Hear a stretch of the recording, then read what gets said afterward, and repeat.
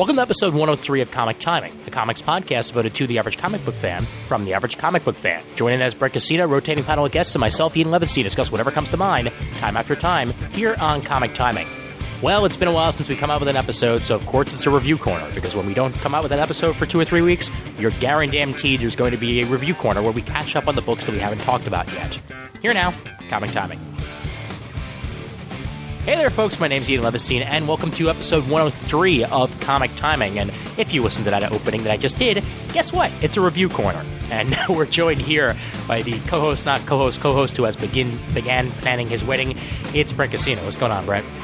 Began? It's almost done. I know, man. Began and finished. The only thing we got left is cake and tuxes. Sweet. So, minor details. Everything else is pretty much set to go. Nice. Well, I sent along my address if there is indeed room for the Jew. All right, we got you. We got you and Chris covered on our guest list, so Sweet. there will indeed be room for Jews. Nice.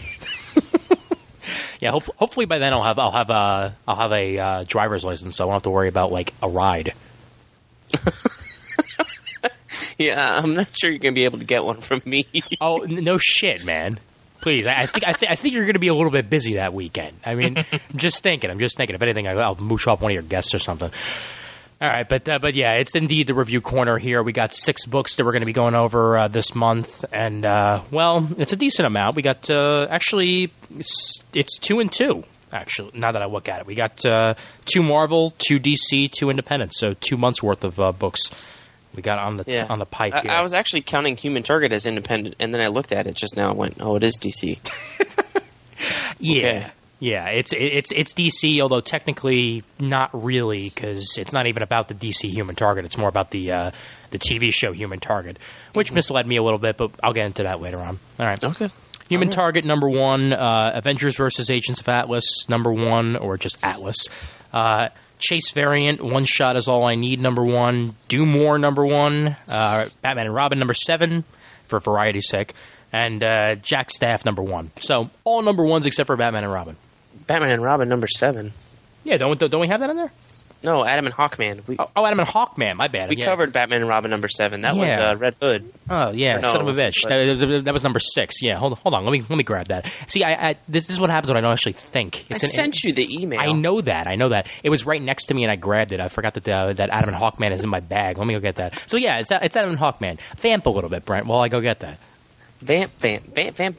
So, we got a pretty full schedule coming up, you guys. This is going to be out this week. I promise, because I'm editing it, and you know I always keep my promises. Except there was that one episode where I did say it would be out this week, and then it was like 2 weeks late. But we got a lot of stuff coming up this month, so it's definitely coming out this week. So expect this soon, even though when you get it, you're not going to be expecting it because you've already gotten it. But after that, so this weekend, the 13th, is MegaCon. Yes, it is. I will be there, and it's also Emerald City Comic-Con over in Seattle, where Ian will be. So we will definitely be doing interviews on the floor at both of those shows. Coast-to-coast coverage. Coast-to-coast coverage, that's right. Rather than being together and spooning with Raph like Ian does all the time at MegaCon. Oh, that's just wrong. But as far as I know, it's just me alone at MegaCon. Mandy will be tagging along, so maybe we'll do a little convo with her about, girlfriends and Comic-Cons. We'll see about that. But well, I mean, you might meet up with some of the other guys eventually. I mean, we might. But we got some stuff going on that evening, so I'm not going to be hanging around cool. doing dinner or anything like that. Cool. I have absolutely nothing going on, so I'm probably going to be hanging around for dinner. Right, but aren't some of the CGS guys going up there? Or? Yeah. There'll sure be a bunch of forum folks up there, so you'll be having a blast. Mm-hmm. Yeah. It'll be fun. I mean, it'll be nice to actually see a different variety of guests as well, because I've never been to a West Coast con, and I know that there's certain people that live on the West Coast and don't really get out of the West Coast for their con going. So it'll be fun to see some different creators for once. Although I think Humberto Ramos had to cancel, so that's a little sad. Yeah. Well, so we got that, and then so that'll be out the week of the 17th of March, sometime in that week. We're not going to promise when, but maybe into the middle of the next week, because Ian is flying back to New York on the 21st for good. Mm-hmm. Hell yeah. As far as we know. Oh, then, it's for good. It's fucking for good, man. I'm so sick of this place. Following week to celebrate, he's going to Super Show. Super Show. So you will have the Ian and Raph Madness show coming out soon after that. And not just that, man. I mean, we've got like 10 people confirmed to be in that room for the shenanigans on Saturday night. I think promised, and Wood and all that. Yep. I think they promised. Daryl's going to be around, and Sean Pryor, and Just Bill, and oh man, the list goes on and on. I mean, I don't know if all of them are actually going to wind up showing up for the recording, but they'll definitely be on in one form or another, either an interview form or something else. So, right. Yeah, that'll be a nice, fun debauchery there. That's Saturday. And from there, maybe we'll actually talk about comic books. I don't know, because I mean, we never touched on the DC, change ups and everything, and I was hoping to get something out about that, but didn't really gather together. Yeah, I mean, those types of things. We're such a untimely podcast, I would say that. According to Wood, anyway. Yeah. I guess, anytime we talk about something, it's 3 months later. But I'm just kidding. Well, I'll probably just wind up asking Jamal Igle what he thinks about it at Super Show, and just get it that way. Get a little blurb, but that stuff's been done to death. Oh, yeah. I mean, for real. And the correct comic book is indeed Adam and Hawkman number 46. My apologies to Batman and Robin number 7. However, that was a damn good book. I will say that off the cuff right now. It was, and number 9 was good too, and 8. I haven't read 9. I did read 8. All right, so let's go into first. You know what? Why not? You pick. What do you want to do first? Well. Let's save the good ones for later. Ooh. Let's get into the 2 things I read today and that I really want to kill you for. Let's do Jack Staff. That should be over pretty quick. Oh, okay. Well, all right. Jack Staff, it's been around a while. I mean, even though this is issue 1, there have been multiple Jack Staff series over the years. They've all been called Jack Staff, not the Weird World of Jack Staff. And, it's been out either by Image or somebody else for years now. So I figured it's about damn time to get into it a little bit. And it was interesting. I'll put it that way. I mean, it was they're more like vignette stories than they are one full complete story. And it's written and drawn by Paul Grist, by the way, colored by Bill Crabtree. And the art is pretty for what it is. I mean, it's I wouldn't quite call it typical, but it's definitely the sort of art that you would expect from an indie creator. Not too many backgrounds, but enough to get the story across, and there's color, so that's a bonus, of course. I'm sorry, did you say story? Yeah, story. Well, you must have been reading a different book than I did. Oh, okay, Mr. Ebert to my Siskel, please school me. Oh man, this is a complete waste of 40% off of $250 or $350. Good God, I'm sorry. Just no, thank you. Well, there were like five little vignettes going on, and yeah, it was a little bit difficult to sort of like bring them together in the end. My favorite was probably the last one with the vampire, out of all of them. Well, they brought them together, but it was so strained, and at first it felt like separate stories. Mm-hmm. 2-page stories, and then it started to get longer, and then it was like, this guy doesn't remember being Jack Staff. I thought we were reading about Jack Staff. So fucking lost. Yeah. It started, and there's a 2-page thing with Jack Staff right in the, second 2 pages of the book, mm-hmm. and he wields a sword of devastation at the end, moving on to some freak in a mask, and then John Smith the Builder has nothing to do with Freak in the Mask, and then spaceship crashes. Well, wait, no, back to Jack Staff fighting some Claw, which has nothing to do with anything. And then we go to the vampire girl. Yeah. And some other dude shows up with another vampire. And then the spaceship finally crashes. Mm-hmm. And Jack Staff doesn't know he's Jack Staff. Yeah. And I totally went, okay, I read this in less than 5 minutes because it was so simplistic and so stupid. I wanted to get it over really quickly. That I'm not very pleased with this pick. All right. Well, I'm definitely not picking up in issue 2, I'll say that. I mean, I didn't quite hate it as much as you did, though. Mostly because once I finished reading it, I was able to string it together in my head a little bit and understand that either A, this is a different John Smith, or B, it's, a time-lost John Smith or something like that, where he's, definitely not. Give me a little meat, give me a little meat on these bones. I mean, give me some history of the character. Right. Yeah, you had that little blurb on the inside cover about different miniseries and, meant to be an anthology or vignettes or whatever, but there's so much more room on the page than he actually used as far as story. No, I'll agree. Yeah. He could have he could have had a lot more story in these 2-page vignettes. I mean, we saw 1-page vignettes in Wednesday Comics that had tons more story than any of these did. Yeah, and those weren't even coming together to form one complete story, with the other ones in the book. Exactly. Yeah. I mean, really, at least I can say that the art was pretty. For what it was. I mean, yeah, like I said, though, there weren't many backgrounds to be had, but I'm not going to bash the art because I put it on the same kind of style as Hellboy. Yeah, and Hellboy's kind of minimalist. I can appreciate this. There's consistency across all pages. It's not like Caped, but as far as quality goes, I would put this on the same level as Caped and some of the other indie ones that I did not like at all. Okay. Because it failed to grab me, and it made me really pissed that I spent whatever money I spent on this. Yeah. Well, the most confusing one was the one with the butler, because I couldn't quite grasp who was talking at a specific moment in the monologue. Yeah. So when it goes from one to the other to the other to the other like that, it took me like 3 reads to actually figure out exactly what the hell was going on. But overall, it would be about maybe a 2.5 out of 5, if anything. I mean, it definitely would not be top of the stack, and it wouldn't be anything that I'd like to read again. But at least now I know what Jack Staff is like and why. I mean, I can understand why some people do like the whole vignette thing, and I'm sure people that have been reading it for a while probably like it a little bit more than I do. Makes sense? Sure. That's a given. Yeah. All right. But I'm passing forever. All right. Thank you. That's fine. So what do you give it, a 1? 1. Okay. Speaking of, let's move on to Chase Variant. 1 shot is all I need. Oh, boy. Let's just get these out the way. Wow, dude. I know we picked I'll just keep on rolling here. I know we picked what's his name? Rich Johnston book. Yeah. And I mean, this was kind of interesting. But again, series of vignettes, no overarching story. I guess, other than the 3 card games that were going on. Yeah, well, and that is the story. That is. I know that is the story, but I thought if it's a 1-shot, I was expecting a little bit more. Well, it's obviously a killer that. Whoa! What the hell was that? Sorry, I was coughing. That's fine.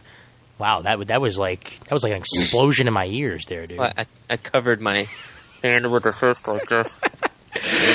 Nice. I should just keep that recording and have that be like our Raging Bullets, like in between segments thing. Be like.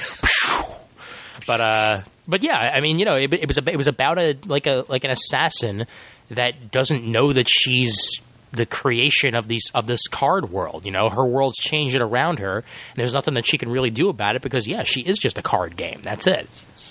So well, let's give the listeners a little bit of a more picture here. So basically, divide the page into 4 panels, horizontally, right? And then take the bottom panel on every page, and just make it of Magic kind of playing cards in hands and word balloons. Yeah.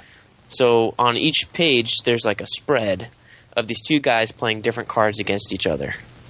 So you'll see them play a card on one page, or no, you'll see what's going on in the actual story of the assassin or whatever. Yeah. Then you'll see them play that card. Right. So you're basically seeing the card game after events have already happened. So things will go on. This guy will show up and get killed, and then you'll see the reaction from the guys playing the cards on the bottom of the page. So, I don't know. And there's a short card game. There's another short card game. And the art style changes, even though I'm not sure if it's the same artist. It was 2 different artists, I believe. Okay. Yeah. I thought the art was good in all chapters, even when the style changed from 2 and 3. Oh, I agree. Yeah. And that's the same artist, so I thought that was pretty good. Yeah. The cover I thought could have been something different, but well, which cover did you get? The one that's complaining that it's not the Liefeld cover. Right. Okay. All right. Just checking. Yeah. I mean that's a subtle play on the whole sarcasm thing, I guess. But and I'm not convinced that this is going to be a 1-shot. I'm not convinced that there's not going to be more of this down the road. I mean, there might be other 1-shots, but I don't think Rich Johnston's just going to let this hang out there. Because the ordering numbers have been pretty good from what I've seen, and I think there is enough story here to maybe grasp there being more than just one issue of this. Okay, well, this was interesting with the cards, but I would like to see if there is any more of this. I would like to see less of the cards on each page, maybe every couple of pages. I gotcha, yeah. And just hit the high water marks of the card game. Right. And then kind of hopefully it goes somewhere where they find out that they are a card game, or maybe they cross paths, or maybe they're not really a card game. They're both exist in the same world. That's possible, yeah. Sort of like Stranger Than Fiction, the Will Ferrell movie. Yeah. Exactly. Something similar to that. Of course, it could get called for ripping off that. But, I mean, you lose either way. Yeah. So nothing's original in the world these days. Yeah. So I'll give this a 2. It was interesting. All right. Well, I liked it better than Jack Staff, but as did I. I mean, it would at least be a 3 for me. Right. I think that what's great about this is that it was a concept that I've never actually seen in a comic book before. And that's what I like to see out of my indie books. Something that is completely out of left field, that still makes at least a little bit of sense. Like a concept that I would have never thought of myself, and this is probably one of those. And I think Rich did a good job of pulling it off. I mean, I love that the gag at the end is that after they spill the coffee on the chase card, all of a sudden she goes from being in this this like water-filled world or this coffee-filled world to being in a desert because he's drying off the card with a hairdryer on a radiator. On a radiator, yeah. Well, one of those, but yeah, and I mean that's pretty cool right there, which does make you wonder whether or not her world changes around her, or whether she just winds up in different places with the change of the cards. But I would agree though that if they do this again, have it be one card game throughout, and just have it be every couple of pages. Because that would allow you to maybe craft more of a story. And craft a mystery, craft a mission. Right. As opposed to just 3 card games and boom, bang, boom, you're done. Yeah. Because that does make me want to pick up the next one if it's just 3 card games. You know what I mean? Oh, yeah. Out of the Rich Johnston books that I've read, Watchmensch was definitely better than this. I will say that. Well, I didn't pick that one up. So. Yeah. Well, Watchmensch was a really good Watchmen parody. I mean, really, that is all I can really say about it. Is that it was a complete riff on Watchmen, and he did a good job of it. This was an original story, so of course you're going to get something a little different there. And I still have his Doctor Who one shot. I haven't actually read it yet. It's just sitting there in my to read pile back home. But art was nice and colors were pretty. So hey, can't go wrong. I dug it. Good for you. 2. I give it a 2. Man, you're jaded. That's for real. I read those back to back, and I was like, "We're gonna have fun tonight because I'm gonna bash these fucking books." Well, okay. Bashing Jack Staff is fine, but really, there isn't that much to bash about this. It's just that there could have been more story. But there's not much to good about it either. Yeah. To unbash, if you would, right. If you will. Right, and a 6-armed lady or 4-armed. 4-armed. Yeah, 4-armed. Her and Liefeld's guy should get together and have a good time. Bada boom, bada bing, giggity giggity. Okay. That one came out to dry. All right, so let's move on to the non-indies, I guess. Hold on here, let me put this away. All right, well, you know what? Let's go with one that I have a feeling you did like, and that's the Adamant Hawkman. Okay, all right. Now we're talking. Okay. You want to do this? Yeah, let me do the discussion on this one. This. Yeah. Now, for those of you unfamiliar with the whole deal here, is that DC came out with a series of issues of canceled series that were going to go along with Blackest Night, because there was that skip month for Blackest Night where it didn't come out. So instead, we got stuff like an issue of Question, one of Powers of Shazam, and Adamant Hawkman, and weird Western tales for some reason. Suicide Squad, Catwoman. Yeah, and Suicide Squad was good because that actually tied in with Secret Six very nicely there. But this specific issue was Adamant Hawkman, and we go into mostly the Atom, who just became an Indigo Lantern due to the events of Blackest Night number 6, and it's a good turn for him. I think he's a really good fit for an Indigo Lantern because as long as I've known the character of Adam, he has come off as a very compassionate guy.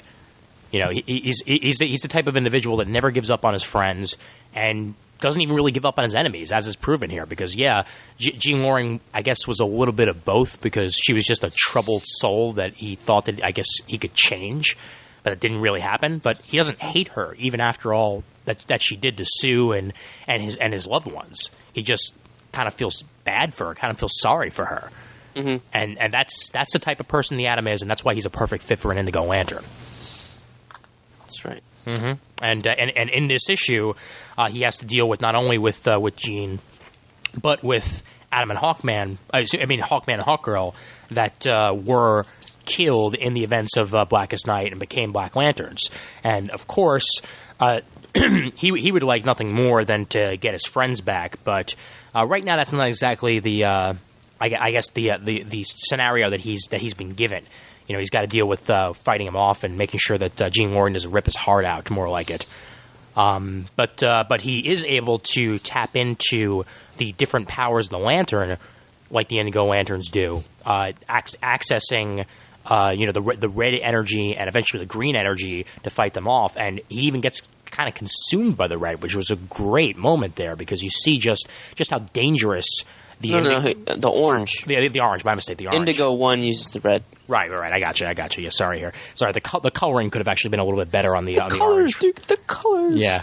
Could have been a little bit better on the Orange Lantern manifestations. But yeah, I mean, that it can consume him there it just proves just how dangerous the Indigo Lantern abilities can be. Because if you lose yourself in that, you're never going to get yourself back, really.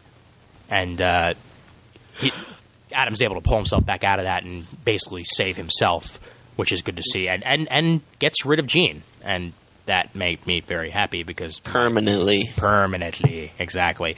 I mean, overall, fantastic issue with terrific art, and you could tell it was written by Jeff Johns because the stronger of the Blackest Night tie-ins have been written by either J.T. Krull or Jeff Johns. This was really strong, and I just realized it right now. I think that it was written by Jeff Johns. Really? Wow. Yeah. Well, I don't know. I saw it, but I was mostly paying attention to Ryan Sook's art. Mm-hmm. Which was fantastic. Which was fantastic for the only half of the issue that it was in. And then Fernando Pasarin jumps in and does a commendable job doing the rest of it. Right. He's always a strong artist, in my opinion. So and I enjoyed his work here as well. It does frustrate me a little bit that it doesn't actually say Fernando on the cover. Yeah, I was going to say, they don't give him... He does half the issue. I know. Yeah, well, because he wasn't going to be in this originally. I mean, you could tell that that a bunch of the artists... Well, there were a bunch of solicitation changes for these Blackest Night issues from when they were originally solicited. I think even the Catwoman issue, I think, had an entirely different writer than it was originally supposed to have, if I remember correctly. Was Will Pfeiffer supposed to do that? Yeah. And wait, I'm sorry. He wound up doing it, but wasn't it Fabian Nicieza originally solicited? I don't know. I didn't pick that one. I picked up this one, Phantom Stranger, which was also good, and what was it? Question? No, Shazam. Oh, Shazam. Okay, Shazam was really good too. Yeah, I did like that. Mostly because he was able to fight off the effects of the Black Lantern ring a little bit. That was really, really interesting. But yeah, I mean, overall, this was a very satisfying tie-in, and it made me I sort of relate a little bit more to these temporary lanterns because we haven't really gotten a chance to see just how this is affecting their own lives. Outside of Barry and I guess Diana a little bit, although I haven't actually read that third issue yet of Blackest Night Wonder Woman. But I assume that there's got to be a little bit of that in there. But what'd you think overall in the issue? Overall, I thought this was the strongest of these resurrected series that I read. I mean, I only read 3, so you can't really judge them all. But of the 3 that I read, I would put this as the top of the tier. So, and I'm sure that's everybody's feeling that read any of these, including this one. So, well, and I mean, as previously stated, I mean, I know that technically you didn't recognize that it was John's, but I mean, any of the tie-ins that Johns writes for his own event are usually going to wind up good. Yeah, and I mean, this had more to do with the actual ongoing Blackest Night story than any of the other Resurrected books. Right. Yeah. You know what I mean? Yeah. So I think they should put, they could put this in the Blackest Night trade if they wanted to. But they that would won't. be smart. Yeah. Well, they'll probably wind up trading all those tie-ins together. Yeah, they will. Mm-hmm. But I definitely, if I get around to binding Blackest Night, I'm going to put this right before 7. So. Sweet. Yeah. And by the way, when talking about Jeff Johns and his Blackest Night tie-ins that he has written, Blackest Night Flash #3 never happened. Never happened? I did not like that at all. I really did not like that. Mostly, what did you like about it? Mostly the stuff with Boomer. Oh yeah. I thought that was. I liked him. So did I. And last I checked, he was completely over his father, and all of a sudden, he's trying to get him back by.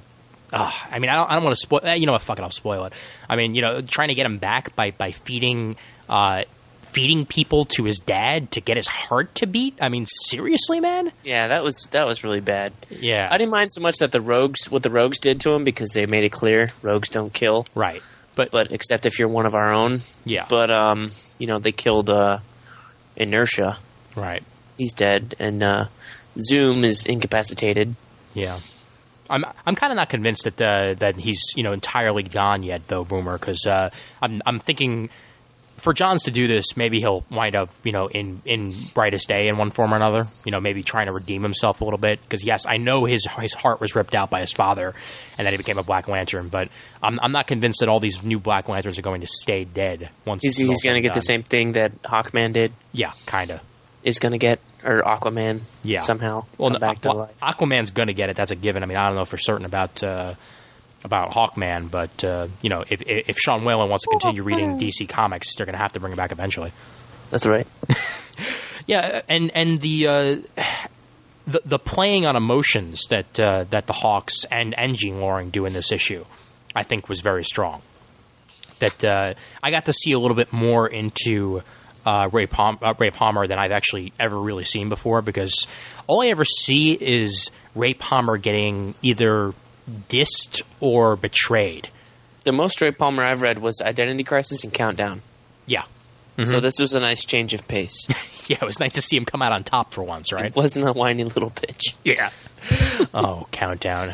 But Ryan Sook's art is just fantastic here. I agree. Mm-hmm. It's fantastic, and it's so sad that he wasn't able to complete his mission.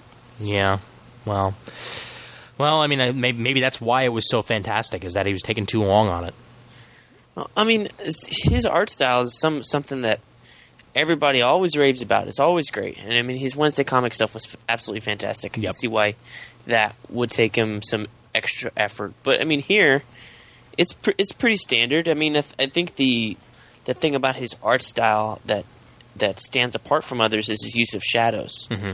You know what I mean? And the way he uses shadows to, in highlights and stuff like that. And it just gives his look his art a different feel than any standard book, you know? Mm-hmm.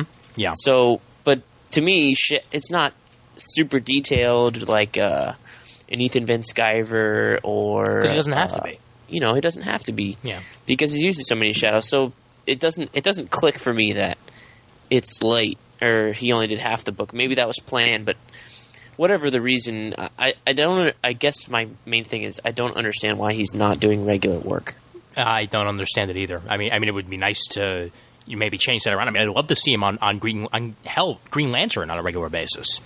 That would be great. Put him on the fill-ins or something like that. I mean, I know Doug Mahnke can churn out a book like crazy. He's been doing it this whole time, and Patrick Gleason finally got up to speed too. So right. These past 2 years, I can't believe, but well, we don't know yet who's going to be on. I mean, we don't know yet who's going to be on that third Green Lantern book, art wise.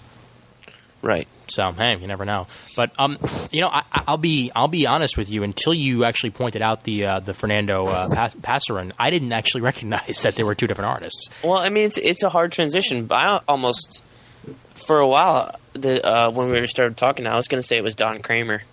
Okay. Yeah. Because him and Pasarin's styles are so similar. Yeah. And then I looked at it and went, "Oh, it's not." And then I saw the name, went back and looked at the pages, like, oh yeah, duh. Okay, Well, got it. And the stuff with where Ray is forced to relive the whole Sue Dibney stuff. That was almost dead on to Identity Crisis right there. I mean the look of Sue was perfect, and the scenes were wonderfully drawn, perfectly drawn.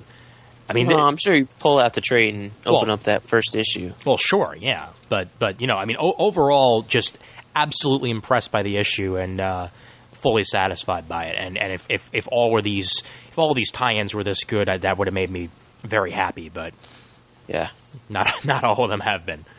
What was the one you were most disappointed with?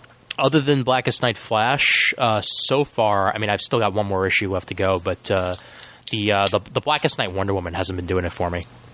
Yeah, it felt I don't know. It's just I would expect more from Greg Rucka because he's he's done Wonder Woman before, and he didn't seem to get the character right. It's really jumpy because she's a regular person the first issue, and then she's dead the second issue, and then the next issue she's a Star Sapphire. So there's not really one narrative. I think that he's just using that to explore the different phases that she's going through. Right. Yeah. And I guess Flash was almost the same thing. Oh, Flash. Oh, Blackest Night Flash. Well, and here's my other problem with that, is that I read Blackest Night Flash number 3 before, actually, did I read it before? Yeah, I read it before I read Flash Rebirth number 6. Because that's the way they came out. Because Flash Rebirth took 847 years to come out. I know why. I heard the John Suntress interview. I understand that Ethan Van Sciver went through health issues and was getting himself back into fighting shape, and I'm perfectly okay with that. I'm not blaming him for that. All I do is... I just wish I could do that at my own job. Right. That... And I do sort of blame DC a little bit because, yeah, I understand standing by your man and everything, but if you're pushing back other books, which in essence you were because the story wasn't there, but it was still like DC was going on, but the story still wasn't told. You get what I'm saying? They're still going on with the Flash stuff, yeah. Yeah, and they were writing the Flash stuff as if this had already happened. Well, the thing with me is Jeff Johns should have had the foresight to build that into his Flash story. Yeah, and in issue 6 of Flash Rebirth, the fight lasts 3 pages. I don't think we had to use Reverse Flash, Black Reverse Flash, Black Flash, whatever the fuck you want to call him. Black Lantern, Reverse Flash, Lantern. Stupid. Yeah. There are so many. I thought he was going to fight the Dead Rogues, honestly. Yeah. The top. Would have been a great thing for Barry to face because Barry was the one who mind wiped him. Yep. The great story that Johns wrote was The Secret of Barry Allen and finding about all that stuff. So I thought that was what this was going to be about, a reckoning of Barry Allen with these dead rogues, some of which he mind wiped. But instead we got Hunter Zolomon again, or whatever his... I don't know why we need two. Thawne. Whatever his name is. Why do we need two? Oh, and that's another thing. With the exact same suit. Right. But Boomer... Oh, sorry. Red eyes. One's got red eyes. Boomer's related to Thawne. So to kill him off... And he's Bart's half-brother. This was established. Boomer is Bart's half-brother on the Thawne side. I never understood that whole mess. So yeah. I'm just going to refrain from that. But yeah. I thought the Blackest Night Flash... they could have done without Thawne. Yeah. Especially since it ruined the end of his miniseries. Right. He should have had some foresight to go, I have faith in my buddy. However, I think maybe I shouldn't go here. Right. There are other things he could have explored, I thought. Yeah. Shazam was the biggest surprise for me other than Blackest Night Titans, but we've talked about Blackest Night Titans before as being exceptionally good and a nice happy surprise. Right. But the other thing that I want to bring up, and I know that this is deviating a little bit from the review corner. We'll get back to it. It's fine. We blazed through those first 2 shitty issues. Right. is that glad you agree with me that they're both shitty, by the way. Yeah, one of them a little shitty, the other one a little bit less. But just the fact that, remember when DC said things were going to be shiny and happy? That's yet to come. that's yet to come. They said it after Infinite Crisis and it didn't happen. Whoops. Yeah, because did you hear about what? I mean, I don't know if you read it, but did you hear about what happened in Cry for Justice #7? Yes. What the hell? What the hell, DC? I mean, talk about gratuitous. You know, I mean, yeah. This might be me reacting the way I am because killing off a kid. Hey, that's realistic. But that she's one of the few bright spots left in the DCU. You know. Well, I mean, I think my issue, and I haven't read the issue yet because of the way we get books, but no fault to us or Heroes Corner. That's just the way we pick them. Sure. But I mean, yeah, I did read the spoilers and I did read everything that went down, and honestly, I think my main issue would be that Mauro Castioli, latest this book was, I think it said he committed only 2 pages of this issue. Yeah. Mm-hmm. We got more of. Sounds like we got 2 different artists on it. 2 or 3 different artists other than Mauro Castioli on it. And as late as this book was, and as long as they've been talking about it, I really don't understand. Yeah, and especially out of a writer that I respect and expect more from because of that, and that's James Robinson. That almost everything that I've read from him so far has been respectful to the characters, respectful to the DCU, and just in general, even when he's dark, he still has fun. And this entire series has not felt fun to me. I'm pretty much ready to write him off. Really? Honestly. Okay. His after hearing so much great things about James Robinson and Starman, greatest thing ever, and I haven't read that yet, so I won't say anything about that. But build up expectations. You know what I mean? You hear about people talk about Frank Miller, and then you can go pick up Frank Miller's more recent work, Sin City, stuff like that, and you're going to go, okay, yeah, this guy's good. But James Robinson, why do I keep calling him Jeff? I don't know. Whatever. Too much Jeff Johns in the brain. Atlas Superman stuff was disjointed. The dialogue I thought felt stiff. Yeah. And then his Cry for Justice stuff. I mean, he comes back and maims Roy, and Roy hasn't even been in the series. I know. And then to kill the girl and Star City, were they in the series at all? Well, okay. And Prometheus made what? 2 issue appearances? But here's another thing, okay? So you reintroduce Prometheus. You make him back into the badass that he was during the Morrison years. And then, and this is a spoiler that I don't know if you want to hear, but I'm going to say it anyway because I don't know if you've heard all the spoilers. But at the end of the issue, alert. Green Arrow kills Prometheus. Green Arrow kills Prometheus over him destroying Star City and the death of his granddaughter Leanne. So, have you read the issue? I have not. Okay. I know everything that's... my question is how destroyed is Star City? Star City's pretty damn destroyed. I saw the scans on Scans Daily, I'll admit that. It's still coming in my shipment, so it's not like I'm not buying the comic. Because it's already coming. I can't get rid of it. But yeah, no, Star City is in ruins. 90,000 people have died in Star City. Oh, wow. Yeah. So this is worse than what Merlin and Dr. Light did before 1 year later? Much worse. Much worse. This is Coast City destruction. Okay. Yeah. And if that's what they were trying to go for, if they were trying to make Hal and Ollie connect on some sort of level, this isn't the way to go about it. It felt like gratuitous for the sake of gratuitous, and he writes Mon-El great, James Robinson. He wrote a damn good JSA, that first arc that he wrote JSA when JSA first came out. Golden Age, I've read that. Golden Age was terrific, and Starman, as I'm reading it, I'm on the second omnibus so far, and I can't put it down. It's terrific, but he has these moments, and I don't know whether they're DC mandated or whatever, where it feels like, and he's even brought this up in his own scheme of things, that he's disappointed with the way that he wrote Cry for Justice.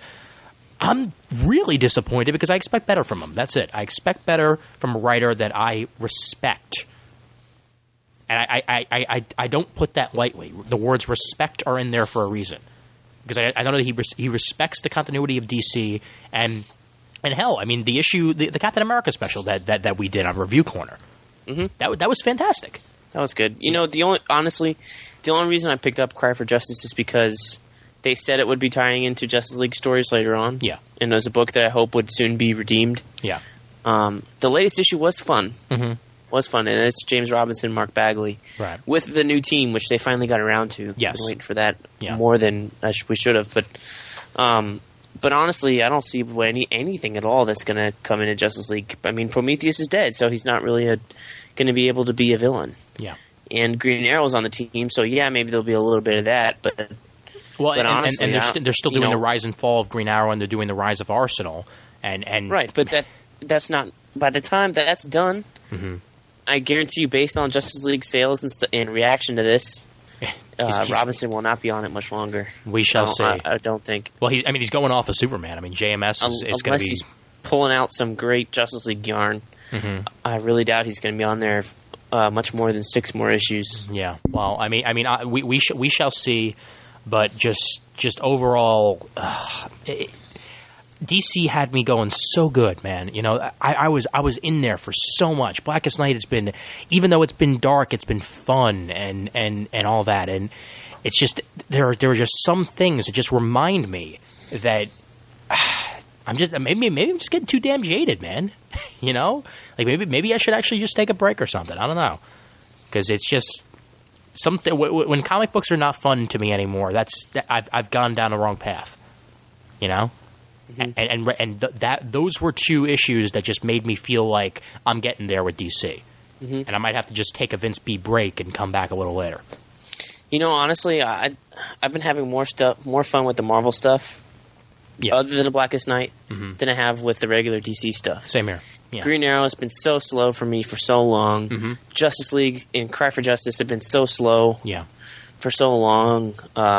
Mighty Avengers is so much better than Justice League. You know, and Mighty Avengers isn't my favorite book, but yeah, I would say that it is better. Yeah. I mean, that's not even the quote-unquote Siege main. Is, you know, I'm liking the stuff they're doing with Siege. I'm loving New Avengers. What they got coming down the pike for Avengers looks awesome, which is why we picked 2 books for that month. Right. You know, and I would say that I want to pick New Avengers and Avengers Academy the next month. Let's just do them all, man. But wait. I'm sorry. Let me say it. Yeah, New Avengers, same as the old Avengers. I mean, there's what, like 1 new member of the team so far. Thing, everybody else is exactly the same. That'll be fun. But I mean, yeah, and Spider-Man is still throwing a good yarn. The only thing that DC is doing right for me is Green Lantern, Blackest Night, and Batman. Well, Secret Six is in there for me too, but I know you don't read that.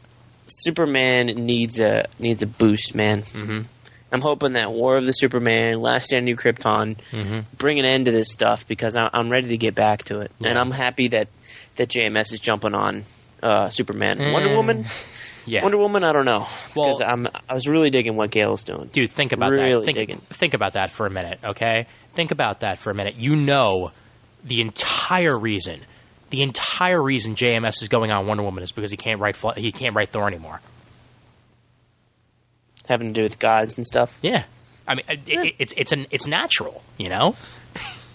I mean, I don't think he's going to be writing the exact same book, but he's basically going to be getting his jollies off by, writing gods for another company. Hey, you know, totally different set of gods, so that's fine with me. Yeah, I mean, if it turns out great, which I hope it does, because I love this Thor stuff. So I mean, he knows how to write gods. Let's just see how it goes. If JMS does with Wonder Woman what he did for Thor, and that writes such a good yarn, and then they set something up from what he set up. That he gets pissed off and moves to a different book, I'd be fine. Because we need a really great Wonder Woman story, and we've got a really good Thor story with Siege and the stuff that Kieran Gillen is doing. Yep. It's been a much better conclusion to JMS's than his finale, quote unquote. Did you read that finally? I'm getting there. You're still getting there. I just went through 6 issues of Ms. Marvel, so I'm catching up, man. Because I'm not getting my next shipments here in Seattle. They're all coming to You're Brooklyn. getting them in New York, yeah. So I'm just gonna catch up on whatever I have here before I go. Okay. Well, you're gonna read that finale, and then you're gonna pick up Kieran Gillen. Mm-hmm. And with the Billy Tan art, and you're gonna go, whew, man. All right. As of the second issue, I swear to God, you're gonna be going, okay, you're right, Brent. Okay, You can feel free to call me or text me. That's fine. Or we'll do this is a special report of Comic Timing. It'll be an IL's bullets. Oh my God, that is the worst name for a segment I've ever heard. Il's bullets. Ill bullets. Yeah, man, these are ill. These are tight, dog. These are tight. So yeah, 4.5 out of 5 for the Adam and Hawk band. Getting back to what we were originally talking about after this long rant. All right, 4.5. Yeah, and hopefully the rest of DCU will be this fun. Yeah, I had to say it, even though people died. Okay, so. Why don't we just go in order? We'll do all the DCs, and then we'll finish off with the Marvels. Okay. Let's move on to Human Target number 1, or as Chris Niesman aptly put it, the derivative of the derivative of the derivative. Well, let me just say this: are you watching the television show? I am. Yes. Are you enjoying it? Really? A little bit. It's Have you read Human Target previously? Have I read the original Human Target? Any? I read like maybe 1 issue of Milligan's run. Okay. And I mean that was a while ago. I mean I think I might have gotten it in a free pile once upon a time. Okay. And I liked it. It just I mean no. Okay. I'm gonna go about it this way. Okay. Okay. I am separating the two. Okay. This is your rant. Yeah. Because I had mine. I can feel this is yours. Go ahead. All right. So, when this was originally solicited, and I saw that the original creator of Human Target was on it, Len Wein, I thought that this was going to be something like special here. That this was going to be Len returning to the character that he crafted to become great, and then Milligan shaped it into something a little bit more than that when he was writing it and all that. But and I see now a hit TV series on Fox, Human Target. So I'm like, okay, they have to put that on there, but this is going to be the DC Human Target, because that's what it sounded like in all the solicits. It sounded like it was going to be a traditional Human Target story that just happens to, be riding off of the new Fox series. What is a traditional Human Target story? A traditional Human Target story would have the main character putting on the faces of other people. That's the original Human Target. He would. Okay. The original concept is that he would become people to help them out. Basically, people would hire him to take their place, that sort of thing, to get them out of scenarios. Okay, sort of not similar an to elevated bodyguard, right? Not an elevated bodyguard like in the series and in this. And I open this up. And right away, I look at the art and I'm like, "Oh God, they're drawing the characters like the TV show." Oh God, that's strike one because that never works. That really never works, especially when you're trying to draw Chi McBride. Can I do 4 words? Right? Yeah. Just smells like Doctor Who. Thanks, boyo. Go ahead. Sorry. All right. So there I am. I'm looking at a fat black guy who's supposed to be Chi McBride, and I can't get past that. And even the dialogue is written as if it's coming out of Chi McBride's mouth. Okay, it's not written like an actual character. I'm serious. I'm absolutely serious. Okay, and even in this rant, I'm biting off of Chris Niesman a little bit because he sort of had the same problems. but like I can't help but hear like so then what brings the federal government to our door? It's just it doesn't. I was hoping for something that would be able to distance itself enough from the TV show where it would still feel like a comic book and not like a under-budget episode of the TV show, and that's what this felt like to me. It didn't have anything redeemable to it. Like, none of the characters had. The dialogue fell flat. That was strike one. Okay, because Len Wein, I love you, but no. You know, he was writing this as if it was a TV show. You could tell because all the comic book dialogue fell flat.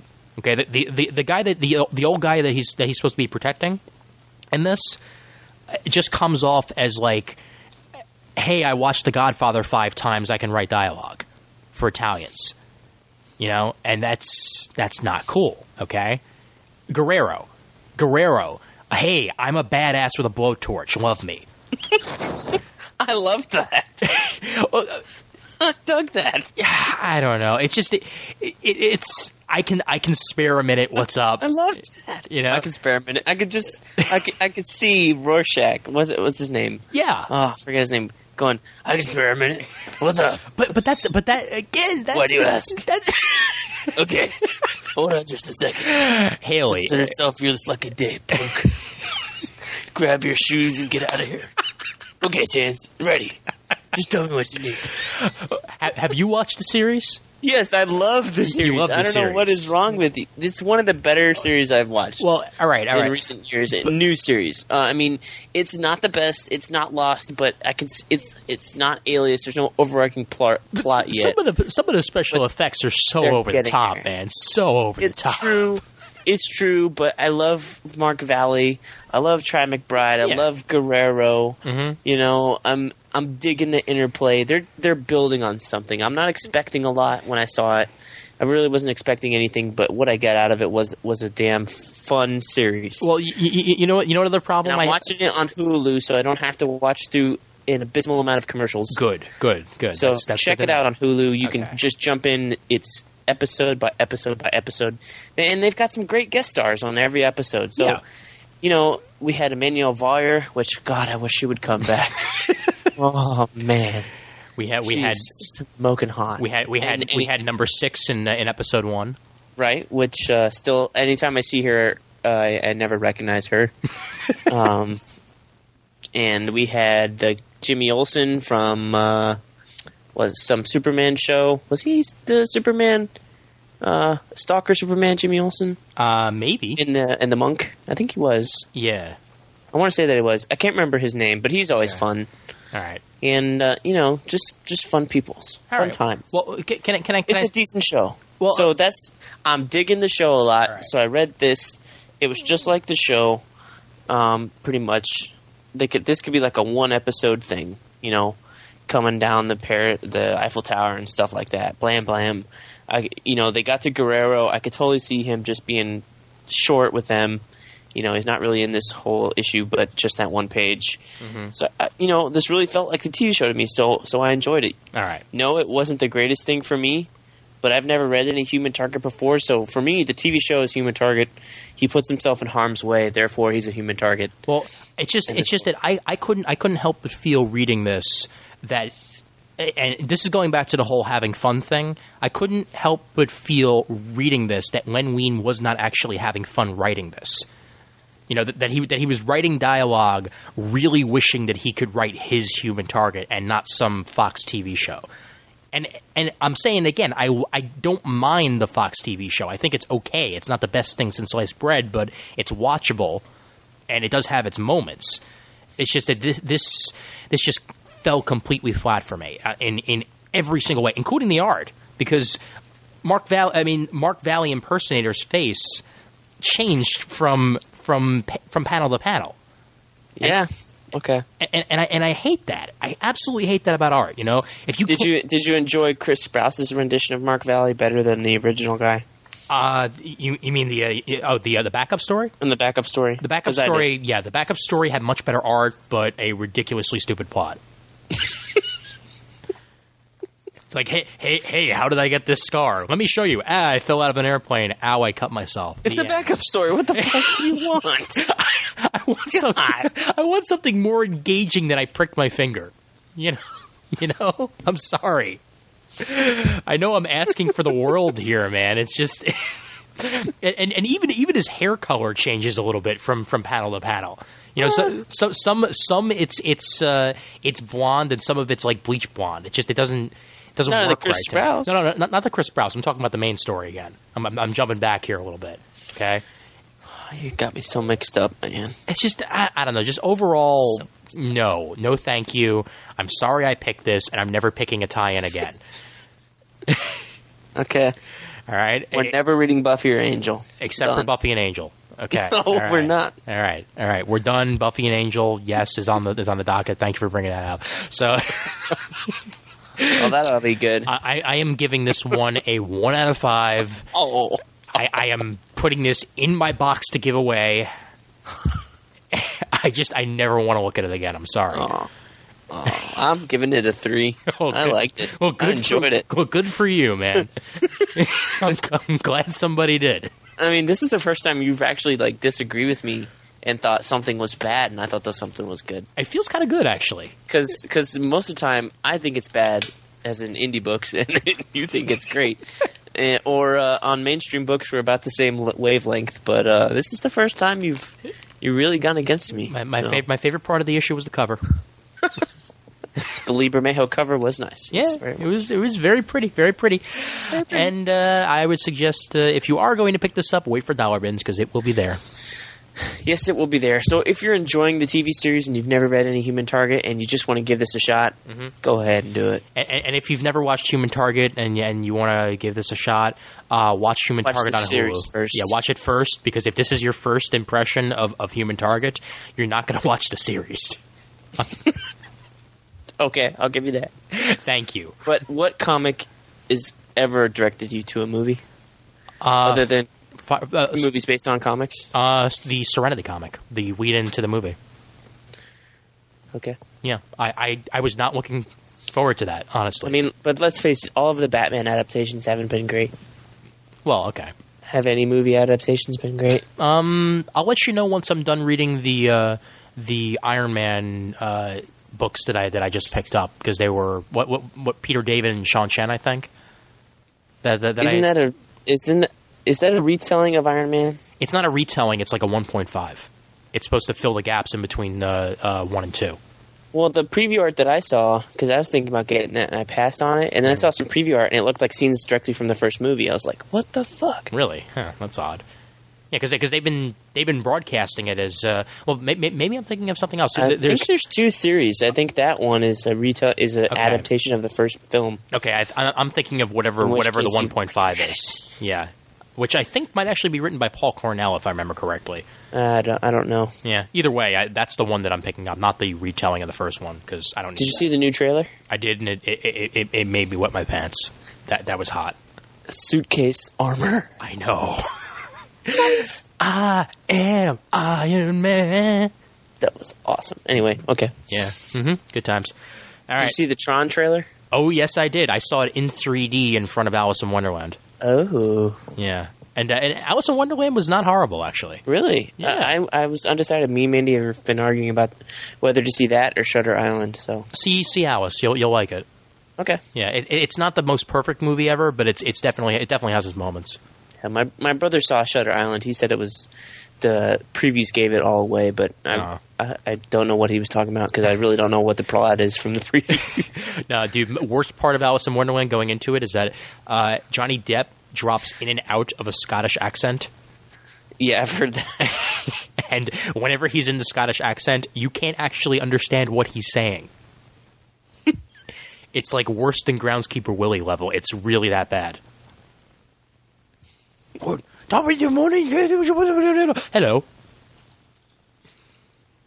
All right. So, Avengers or Doom War? Let's keep going with the bad. Avengers. Oh. Damn you. All right, fine. Why didn't you like it? I went on my rant, so go ahead. It's a non-essential Avengers story featuring characters I don't care about, the Agents of Atlas. Done. I give it a 2. It wasn't half bad, but I really don't give a shit. So That's all I have to say about it. And the art was good, but I really don't care about Ages of Atlas. Avengers of whatever Atlas. they're called. I really don't care. Of Agents. Cheesy looking robot man, stupid gorilla dude, crazy dude in a fishbowl helmet that's not Mysterio, Asian man whose purpose I have no idea about, and a super uncool spaceship. I'm sorry, I'm going to pass on anything of Agents of Atlas ever. Period. Done. End of story. And you may continue with the rest of the review. I give it a 2. So I enjoyed it a lot. See, we're back to normal already. How about that? Well, now a precursor. This feels like it's just the Human Target review all over again. Because well, you picked this book. Yes, so I know that. When you picked it and it said Agents of Atlas, I went, oh, great. I've been reading Agents of Atlas since the hardcover. I read the original miniseries in hardcover, loved it. Read the then next series and enjoyed it. I'm still reading the X-Men Agents of Atlas, but that's been going good. And now here we are with another Agents of Atlas story, and that makes me happy because I like Agents of Atlas. It's fun comic books, going with what I went with before, and that's the feeling that I have here. Jeff Parker knows how to write a narrative. He knows how to get the flow of a story going, and that last scene of the book where the current Avengers get replaced by the old ones sort of filled me with glee. It's like, yay, this is going to be a nice, fun, time romp that I love, and let's go from there. And yeah, the pictures as well to go along with it were mighty, mighty pretty because you've got Gabe Hardman there, and you've got what the hell's the name of the other guy? There we go.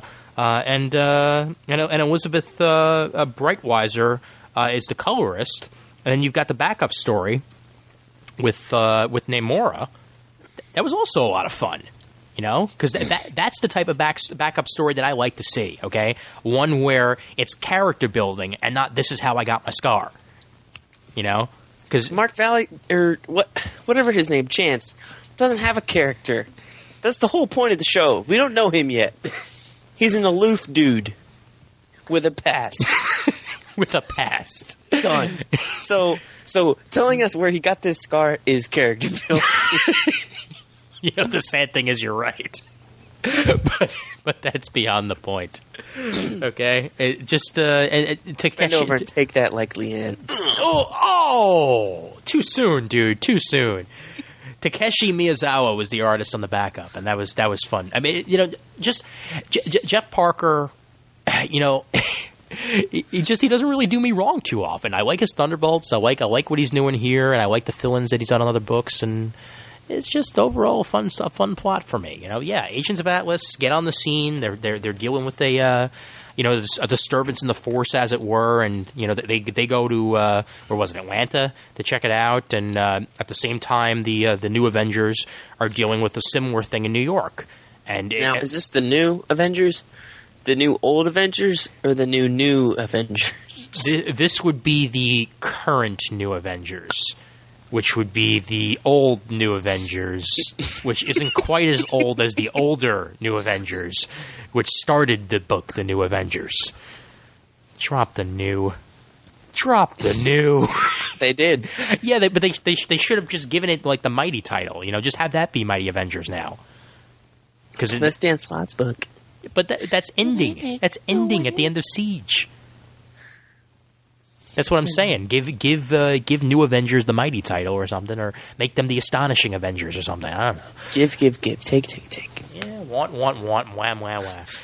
Just and the very, very nice looking Humberto Ramos cover was also a very nice touch. So yeah, I had a fun time with this, and I don't think M11 is a crappy robot. Just got to get to know him first, and I've gotten to know him. He's a cool dude. And yeah, there was a giant growing robot here as well. That was Kang's robot. And we haven't seen Kang in a while, even though technically we didn't see him in this. But, it feels like it's been a while since Kang has been in the book, really since Young Avengers. So, this is the closest that we're going to get to that. So I was overall happy, and the art was nice, like I said. So, yeah, it's fun to see Namora grab Wolverine and go for a fastball special. I had fun. I give it a 3.5 out of 5. And you give it a... I already gave it. Would you say 2 out of 5? 2. Yeah. That's what For the art. 2. Oh, for the art. Great. So you would have liked it better if it was just nothing but art and Jeff Parker hadn't bothered to write it. I would have liked it better if the Age of Atlas weren't in it at all. Oh, good. Nothing against Jeff Parker. He's actually brought the Hulk books up, but Yeah. I abandoned the Hulk books like a sinking ship, man. yeah, I'm really. Oh man, I'm too far in now. God damn it! They're striking me down for real. You're reading Jeff Loeb. No, not even that. The last order placed with Heroes Corner, there were 6 Hulk books. Damn.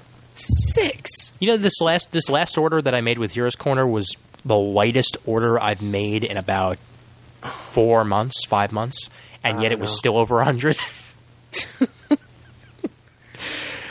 Yeah, I mean, the last couple of months I've been spending like 160, and I only spent about 120 this time, which was nice. Because it's also because they canceled half the books that I like. But Ms. Marvel had a nice, successful conclusion, by the way. Not that you care, because I doubt you were even reading it, but it went 50 issues. That's not bad for Ms. Marvel. I read the Civil War issues. Good. That's about as much as I read. Yeah. Oh, actually, is that 1, 2, and 3? Yeah, Civil War? yeah. The first ones were the Civil War ones. So yeah, okay. 1, 2, and 3. Actually, the last issue ties into the Captain Marvel that was around the Skrull Marvel. Yeah, who cares? Yeah. All right, Doom War #1. Considering that I did the plot for the last one, you can do the plot for this one. Well, good, because there was a lot explained in this book. Oh yeah. Are you reading Black Panther? Hell no. Me either. So this book was awesome. It brought me up to speed. Well, okay. Here's the main reason why this book was great. There wasn't the name Reginald Hudlin anywhere on it. Oh, dig. Yes. Yeah. All right. Because I was reading Black Panther. I read it from when they got married up until they joined the Fantastic Four. Okay. So I got a few of those issues of when they were in the Fantastic Four. I got the McDuffie ones, the FF title, but the Black Panther ones, I think I only got 2 or 3 of those. And he was just writing so much, and I'm going to sound offensive here, but so much black or racist stuff. No, that's perfectly fine. Too much racial politics for me in my comic books. Mm-hmm. Well, and he dumbed down Storm. Because were you reading it when they wound up on the blue area of the moon, and she was like, "Oh, is this where the Inhumans live?" I'm like, "Yeah, bitch, you've been here." I don't think I caught that. I don't know if I read that or not, but yeah, it just got too racially charged for me.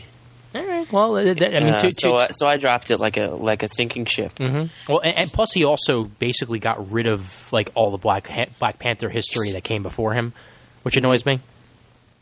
Because Chris Priest's Black Panther run was like almost entirely ignored by Reginald Hudlin. Yeah, so I don't know how you can classify the Black Panther.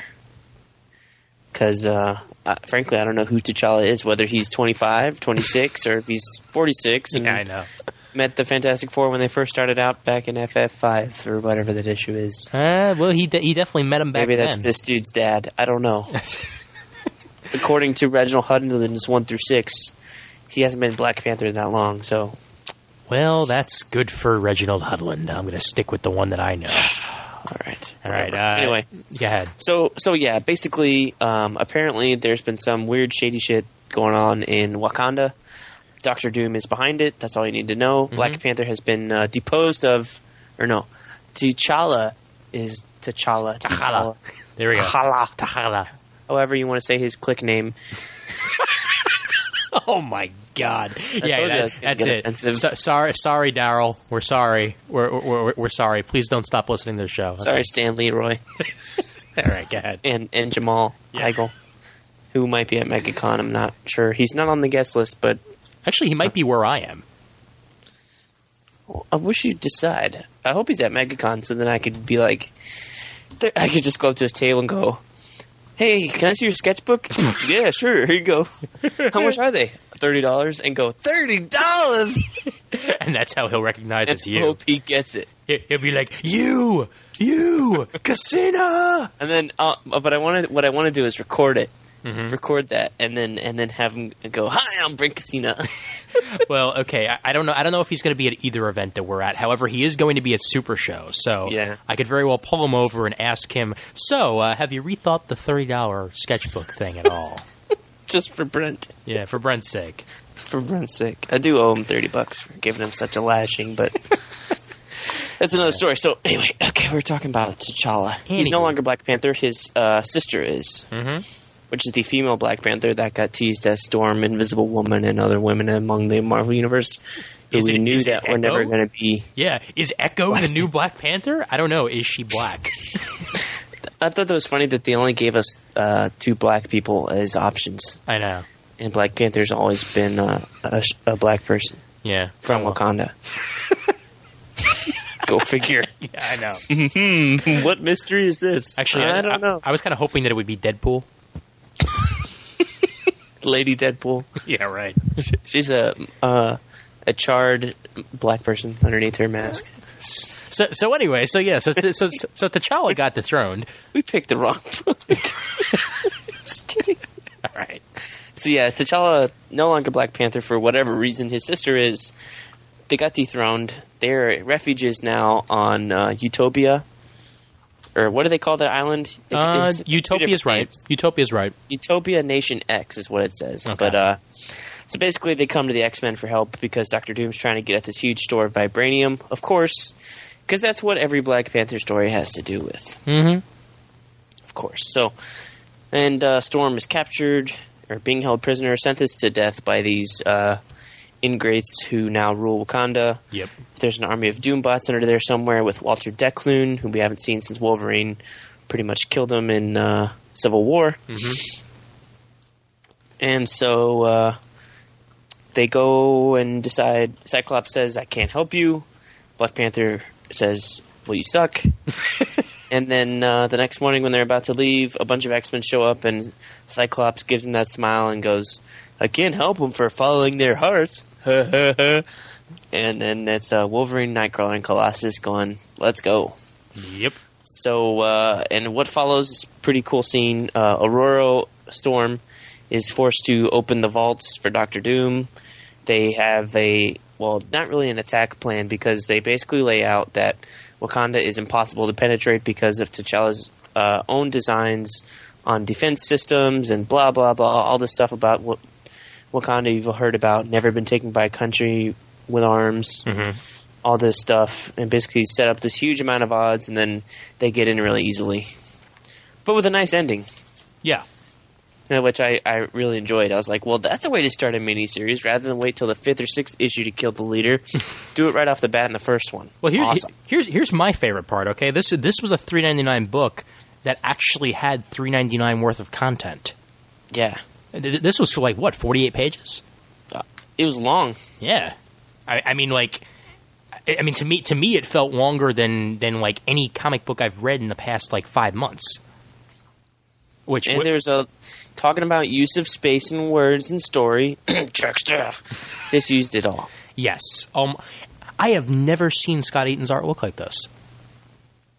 I mean, and I mean that in the most positive way, because usually Scott Eaton goes for more of a clean look, more of a, I guess, more refined look. And I don't know whether it was the inker or the colorist on this, but the combination of Andy Lanning and Robert Campanella were the inks on this, and it felt like a much grittier feel than Scott Eaton usually has, and I was eating it up, man. This was 34 pages. 34 pages. Okay, all right. So a little bit more than what we're used to. Yes. But actually, I've seen Scott Eaton before. He did Sigil for CrossGen, which I read in the compendiums and stuff. Yeah. He did X-Men Legacy for a little while. Mm-hmm. When that first started. He also did So I've seen the backup in the X books when that was happening. What was it like? Endangered Species. Yeah, Endangered Species. Yeah. Okay. So I've seen his artwork before, so I knew what I was expecting, but the coloring really, I didn't like at all. Really? Okay. Yeah, I thought the coloring muddies his artwork a lot. Okay. I mean, it works in some places, but I thought for me, a lot of places, I really hated the coloring job on this. All right. It's more of a muted tone, and it's a lot less rendering than the normal. Right. So, I mean, it works on the Doctor Doom scenes, But for T'Challa and the X-Men, I was like, why are they sitting in a dank, dark room? All right, I'll give you that. Yeah, Just don't understand it. It's like did they forget to install halogen at the at the meeting room? They're going to use their emergency lights only to save on electricity because they're just a starting country. Well, yeah. After all, they are sinking. I don't even know what's going on with that. I read up to the end of the Dark Avengers crossover and left X-Men again. So yeah, and I mean before we talk about the main issue in general a little bit more, the next issue, the cover that they have for the next issue, pretty atrocious. What the hell, JR? Did you draw this while you were in the bathroom? While he's on the plane going to the Kick-Ass premiere. I guess so. I mean, Doctor Doom looks like he should be shouting. Dur, dur, dur. This cover on this book is nice. Yes, I like the front cover. I agree with that. That's because you don't actually see any faces. Not so much, yeah. But no, I placed my Heroes Corner order for the next month. A couple weeks ago before I got this book, and I saw that I guess I had put Doom War on my subscription list, and I went, oh, fuck, because I was expecting not to dig it, but I'm really digging it, so I'm going to continue to get it. Good. I'm getting it also, so. They lucked out on that one. Yeah, and I do find it interesting. I wasn't expecting the interaction between Ororo and Doom to go down the way it did. Yeah, me either. You know, because, well, for one thing, I was kind of expecting that she would break out and Doom would fight her. But that's not exactly how things go down. So, but I thought the way they got into Wakanda, very smart, using the X-Men. Basically, spoilers, but I mean, it's just the first issue, so you'll live. They're standing on the border of Wakanda. Black T'Challa and his sister, Black Panther, with a whole army of people sending out a broadcast to the Wakandan people saying, don't fuck with us. We're here to take back the country. Exactly how they said it, by the way. You know, yes, word for word. Yeah. You know, don't get in our way. We won't get hurt. And basically the hologram guy goes, how are you supposed to get in? And they just bamf, jump in, grab the dude. Black Panther, the sister, snaps the guy's neck. And T'Challa goes, you're not Wakanda? We are. Right at the beginning of the issue, or end of the issue. I was like, that's awesome. Yeah. That's awesome. And I kind of dig because I did not expect it to end like that. Me neither. Yeah, because I mean, this is certainly one hell of a way to take your country back, man. I mean, you know, the peaceful way is often what Black Panther goes for, but he was pissed off here. I mean, really pissed off. Like I haven't seen T'Challa be this badass in a comic book in forever. It feels like maybe it's that body paint. Like maybe, the body paint helps. Yeah, because I mean, when you're not dressed as as Black Panther, you might as well dress as the Ultimate Warrior or Guy Gardner Warrior. Oh shit, you're right. Yeah, I look at it now. It's like, wow, if just color that red.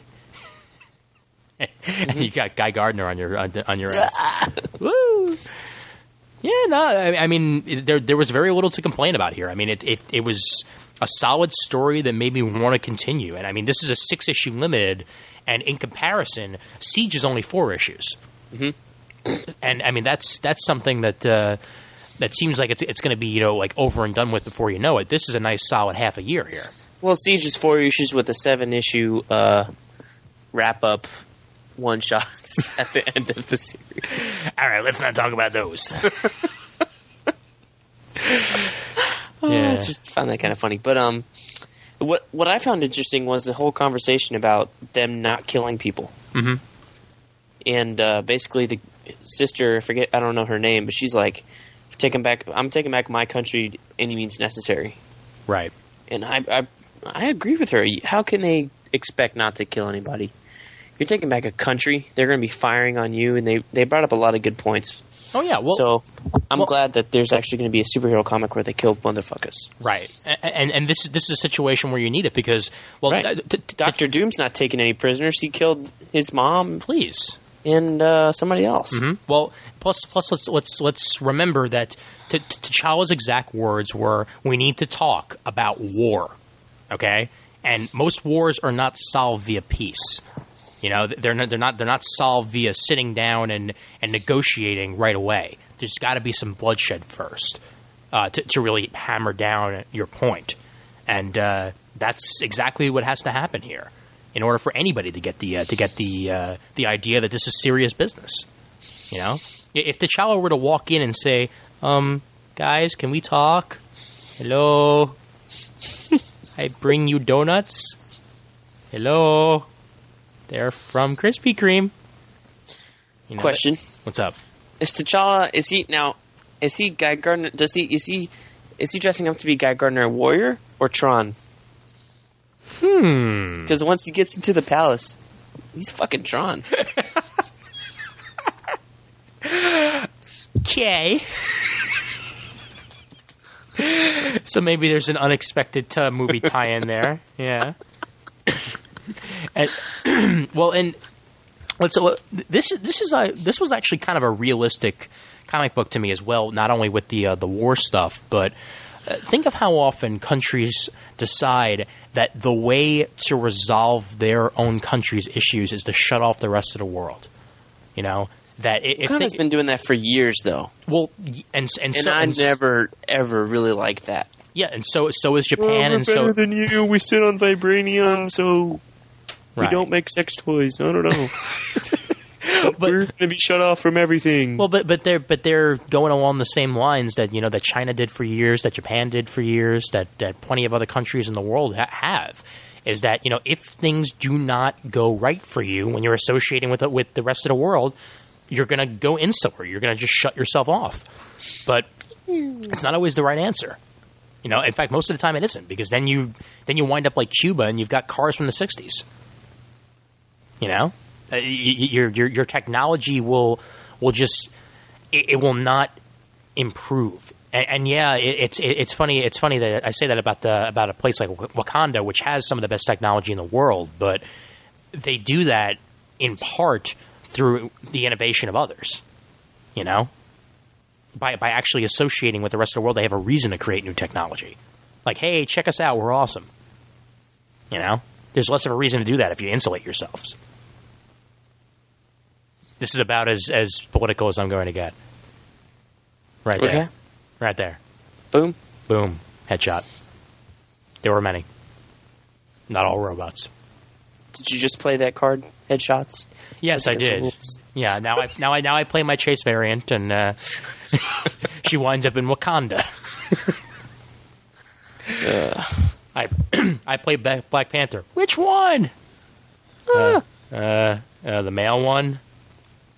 Oh, he's not Black Panther anymore. I played Panther. Wow. Yeah. Okay, never do that again. I played Poacher. What now? I play Runaway Scared and Hide in the Corner. I play Donuts. Nah, dude, I'm giving this a 4. Yeah, absolutely. 4 for me, too. Yeah. I mean, now that I'm looking at it again, I do sort of agree a little bit on certain scenes with the coloring, so that would probably stop me from giving it a 5, because, yeah, certain scenes it works, certain scenes it doesn't. Like, with all these Doom robots, I do kind of like the way that it looks there, but then I look on top, and all the people are colored brown. That is very weird to me. Oh, well. All right, so that's success right there, and that's a decent amount of books that we liked, and one book that I hated and Brent liked. So miracles can happen. That's right. So our latest picks are aplenty, mostly because we decided to go all out and pick 6 instead of 4 for this month. So we got as follows. And you're going to get him anyway. Yep. Damn Skippy. We got 2 number 1s out of the world of DC. We've got Birds of Prey number 1, the Ian Livingstone pick. Okay, even though Brent picked it, but he mostly picked it because he knew that I was going to pick it. Birds of Prey number 1, written by Gail Simone with art and cover by Ed Benes. I'm sure there's going to be ass shots aplenty. Variant cover by Cliff Chang. So Gale's back on Birds of Prey. She's leaving Wonder Woman, but hey, she's back home, and let's see if that actually works. Speaking of back home, Legion of Superheroes #1 would be the second DC pick, written by Paul Levitz with art and cover by Yildiray Cinar. I know I butchered that so badly. And Wayne Faucher. That's Faucher, by the way, not fucker. And it's Levitz' return to Legion of Superheroes. And is he writing this and Adventure Comics, or is it one and the other? I think it's just one. Okay. So who's writing Adventure? Many people. Okay. Just checking. Because last I checked, Tomasi wrote the last couple issues, right? Or was that Bedard? Might have been Bedard. Oh, God damn it. All right, but anyway, Levitz returns to that, and we got #1s of Secret Avengers and Avengers, as we stated before. Avengers, written by Brian Michael Bendis, with cover and art by the sometimes amazing John Romita Jr., so hopefully this time he will be amazing. And this team is going to have... Do we have all the members yet for this, or is it just going to be... We know Cap, we know Hawkeye, we know Thor, Iron Man, and Spider-Woman. That's 5. Okay. And Wolverine was on the cover, but I doubt it. And Spider-Man were pictured on the cover, but they were revealed to be in New Avengers. Yeah, so maybe they're in both. Maybe it's like an X-Men Red and Gold team. You might where they operate out of the same mansion. You might not be too far from the truth there, dude. It's the 90s all over again. Kaboom. Actually, technically it would be the 90s all over again, because if John Romita Jr. is writing the Gold Team, he wrote the Blue Team. Excuse me, he drew the Blue Team back in the Uncanny X-Men days. Or was it the Gold Team? Yeah. He drew the Gold Team back in the Uncanny X-Men days for a while. So this would be the Gold Team to the New Avengers Blue Team. Go figure. There you have it. All right, Secret Avengers #1, written by Ed Brubaker with pencils by Mike Deodato. It is the next generation of the Dark Avengers, which was the next generation of the Thunderbolts. So, yippee. And this is going to be... so far, we know that Luke Cage is on the team. We do? I'm sorry, he's on Thunderbolts. No, he's on Thunderbolts. God damn it. We don't know anything. We don't know anything about this. We know silhouettes. Yeah. I've been guessing that this is going to be Steve Rogers' covert ops team. I'm still saying Steve Rogers is head of S.H.I.E.L.D. Yeah, I know. That's why I want this to be his covert ops team. I'm thinking that... I think I saw on Newsarama when they compiled the latest one, they're speculating Moon Knight and Nova and Beast or Gorilla Man. It's got to be one Beast. Of those. It's got to be Beast. Because he's not in the X-Men titles right now. He's got to be. He could be in Avengers Academy, teaching people. He's a doctor. He's a teacher. Damn it, Jim! I'm a doctor, not a. Oh wait. The Avengers Academy. Yeah, that's a possibility. Certainly a possibility, and it's happy. Certainly. So who do you think in this book is going to be his Mike Deodato's new person to draw as Tommy Lee Jones? I don't know. They got 2 Iron Man looking characters in there, so could be any of them. Sweet. Maybe he'll draw Terrence Howard as War Machine. Ooh. If War Machine's in it, I don't know. I would be okay. Or it'll with be that. Don Cheadle, or it'll switch between issue and issue. Can't decide. Yeah, I'm drawing Don Howard. And Spider Iron Man War #1 is our indie pick. It says, yes, I did just say indie pick for the words Spider and Iron Man. Because this is not that. It's written by Norvell W. Page and Howard Hopkins are the creators on this. And this is the story that Siegel and Schuster based a Superman Sunday comic strip on, and that Stan Lee drew inspiration on back in the days of Tales of Suspense. So this should be interesting. I mean, if it's too old-fashioned, then so be it. But I'm kind of hoping for something nice and classic here, and hopefully. So is this an old story with new art, or is this adapted for the new times? I'm not sure about that. I'm really not sure. I mean, with a name like Norvell W. Page, I would think that it's just an adaptation with new art, but you never know. I don't know. But either way, it's worth a shot. And if Brent hates it, I won't be surprised. Okay. Yeah, because you usually wind up hating the indie books. Not usually. Okay, fine. 5 I out of dug the ones that I've picked. yeah. Hellboy. I picked Hellboy. That's You true. dug it. That's Because true. I've read it before. What else did I dig? Basically, all the Dark Horse picks that you made turned out good. Yeah, I did. Yeah, because you picked Conan. Conan was awesome. Mm-hmm. Can't go wrong. Yeah. All right. So there you go. There's our picks, and go ahead and check them out at your respective comic book dealer, whether it be DCBS or Heroes Corner or any of those random places. Fun times for all. All right. And Brent, you got any other BK's bullets out of the pipe or anything else you want to pimp? No, man. Busy. All right. Did you do something for Sean and Jim? Because I saw you in the credits of one of their episodes recently. I left them a voicemail, Okay, cool. but I'm behind on their episodes, so I'm in there somewhere. I think you're on the most recent one that came out on the feed, but then again, the last time I checked was a few days ago, so for all I know, there could be a new one. Okay. They've been reaching them like crazy, and I just got through the Raging Oscars, so I have the one before and one after that to listen to yet. I am 3/4 of the way through the second part of the Raging Oscars. And then they kind of went overboard, so I might leave them a voicemail about that, but... Episode 197, Part Q. Well, no, you know what? The last voicemail I'd left them was the one where I was announcing the first set of BK's bullets I did in January. Mm-hmm. So... Oh, my God. They're finally getting around to that plug. God damn.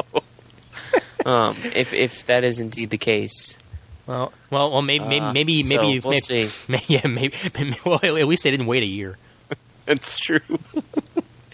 And hey, maybe sometime soon you'll see some ill bullets out there for you folks chilling in his house. Ill bullets. Yeah. Well, whether it's released on ill bullets. whether it's released on this episode or whether it's its own separate thing, we've got a recording that Raph and I did back when I was back in town for a little bit on the Justice Society episode of Smallville, which Brent fell asleep during. So that'll either be out as its own thing as a 0.5 or as part of this episode. It depends on if I can edit it in time. And yet again, a reminder, I will be at Super Show, and Brent will be at MegaCon, and I will be at Emerald City in complete reverse order. So check out MegaCon and check out Emerald City, and then the week after, check out the other shebang. Actually, 2 weeks afterwards. Because this is going to come out right when MegaCon and Emerald City happens. So yeah. Listen to it the very same day. Mm-hmm. I'm telling you right now, listen to it the very same day. Yep. Even though if you're a week after, listen to it the very same day. Email yourself in the past. Use the reverse Speed Force because you can change your past using that. But not the regular past or Booster Gold's time machine. Raph, I've come from the future to send you a message. And tell yourself to go to one of those cons if you're in the area. Yes, definitely. I couldn't fucking... God damn it. What? Stupid Jeff Johns. Fucking... We can use the reverse Speed Force to change the past, but I wrote Booster Gold 1 through 12, and I set firm rules that you can't change the past. What a great issue about Barbara Gordon dying again and again and again. You can't change the past. But if it fits my story, okay. Can I just blame Dan DiDio, even though it wasn't his fault? God, so life is so much easier when you blame Dan. Hey. See if you can get another interview with him if he's down in MegaCon. If he's there, I'm going to ask some DC editor about that, actually. Right. Okay, good. How come Jeff Johns can change the past with the reverse Speed Force, but he won't let Booster Gold do it? I don't know, man. Dan Jurgen's been on that title for the past 2 years. So, cock. Man, if anybody actually heard what he said right there, I don't know. He might have said it just low enough where you'd have to boost your speakers to do it, but that was some heavy shit right there, man. But, so Emerald City, and actually I'll definitely be at, there's going to be a Curry Crackle concert on Sunday that I'm going to be at, so track me down. Email me at comictiming@gmail.com if you're going to be in Emerald City, and I'll meet up with you in one form or another. Ian will be the Jew doing the devil horns awkwardly. Damn right. I'll be screaming L'chaim on the top of my lungs. All right. That's about it here, folks. So, listen to us, and a reminder that occasionally there will be a week where Comic Timing does not come out, but then we'll jam 3 episodes down your throat in rapid succession. That's right. The email address for Comic Timing is comictiming@gmail.com. Don't forget to check out the forums over at comicforums.com when they're back up. Graciously hosted by the Comic Geek Speak guys over at comicgeekspeak.com. I'm going through withdrawal here, man. Come on. Jeez. Oh, my God. It's been They're up for about 20 minutes today. They were. I think. Maybe Damn it. longer. No, they linked to it. Oh, my God. Wait a minute. It's loading. It's back. Yay! On second thought, the Comic Forums, graciously hosted by the Comic Geek Speak guys, yet again, over at comicgeekspeak.com. They're back, bitches, so check it out. We are proud members of the Comics Podcast Network over at comicspodcast.com and the League of Comic Book Podcasts over at comicbooknoise.com/league. Please send us your iTunes reviews on iTunes. We say that every single week. I don't think we've gotten one in about 2 months. So do us a favor. If you listen to the show, just throw us a bone for once, okay? Give us an iTunes review. Let us know how you feel, positive or negative, whether we ramble on. You don't have to be nice. Right, you don't have to be nice. You can tell me that I suck and say the word so after every 5 sentences. I don't care. You know, just let us know that you're listening, and that'll be fine, okay? I mean, let us know that you don't like Brent. I mean, it's okay, all right? It's perfectly fine. Right, Brent? That's right. Sorry. Wait. That's the first time that's happened in a while. And definitely let us know you don't want to hear Ralph on the show anymore. And as always, there's always time for comics. Yeah. How long until our next anniversary? I don't know. Seriously, how long? It's May, isn't it? Isn't it in May? Okay, March or all May? right. It's May, I think. Hold on, let me check here. You know, if we end Comic Timing and I start a podcast and then you become the co-host. Oh shit! Oh fuck! You had words in your head. Come on, man. You can do it. It's gonna be called Timing Comics, like Freetal did that time. I was gonna call it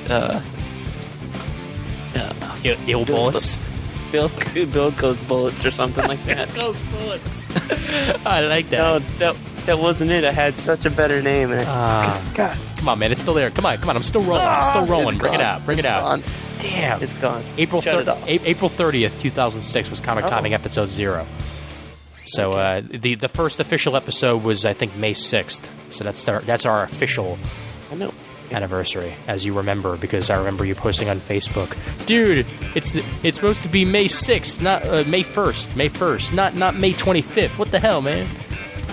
That's when our last anniversary came out. It's going to be, holy shit, 4 years. Hey, shnikes. God damn. What do we do for 5 if we're still here for 5? It won't be 2012, so we'll still be here. I'll have to fly myself down to Orlando or something. If I'm making money at that point. Yeah.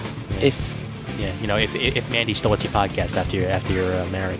That is true. That's could be a possibility. You never know with these things. Oh, yeah. Is that why you're not getting married? Anyway. Good night, folks. Yeah, seriously, good night. I'm still recording. What the fuck's wrong with me?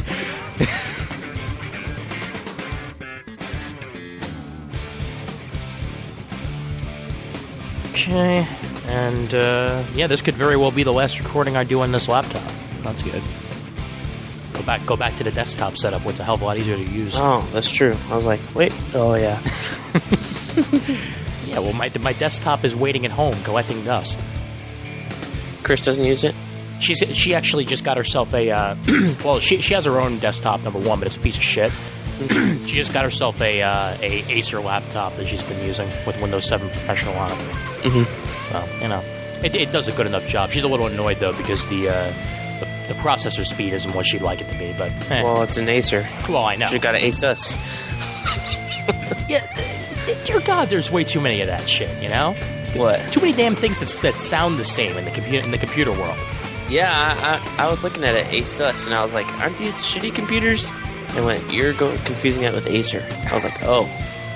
Okay. Actually, from what I know, it might actually be an Asus. Let me see here. Hold on. Let me see if it's in my...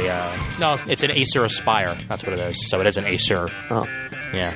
It has a decent amount. Oh, by the way, did you actually get any... were you there for Amazon Fest 010? No, I I'm not. Mm-mm. Nah. Okay. No. I don't shop online that often, so. Gotcha. Yeah. I wound up with some other stuff. I wound up with Mutant Massacre hardcover, but my Criminal they canceled and said, "Sorry, dude." I'm like, fuck. So, was that on the forum? How did everyone hear about that? Bleeding Cool covered it, and it was on a couple of different forums.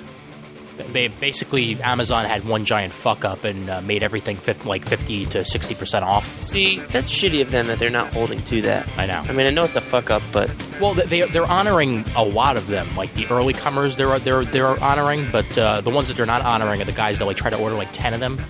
Okay. And guys that came too late because they weren't actually showing things as out of stock like they should have been. Right. So once Criminal got out of stock, they don't know when they're going to get that in next. So, they canceled my order. Again, it's not that much of a pain in the ass. My only problem with it is that it just disappeared from my account at first. They didn't actually send an email before they got rid of it. Mm-hmm. So that pissed me off because, just all of a sudden my order was not there. And then they sent an email about 3 hours later saying, yeah, we canceled it. Sorry. So, And Julian Lytle was first come, first serve, and he actually got the Criminal Deluxe, so good for him. Cool. All right. Is that the entire series? Is Brubaker done with that for now? It's the first 3 series. He's writing a new Criminal now, actually. So I guess it's the first 3. Because Phillips is doing the Gunslinger stuff now. Oh, he is? Oh. Mm-hmm. Maybe he's doing that. I think so. That's what I read. Okay. Well, maybe he's doing both. Tis possible. All right. I got all 6 of them next to me right here. What episode number is this? I don't even fucking remember. It's so goddamn. 103 or 4? 103. Okay. All right. Yeah, 103. Okay. All right, counting down. In 5, 4, 3, 2, 1. Hey there, folks. My name... Oh, wait, no. Let me do the intro. 5, 4, 3, 2, 1.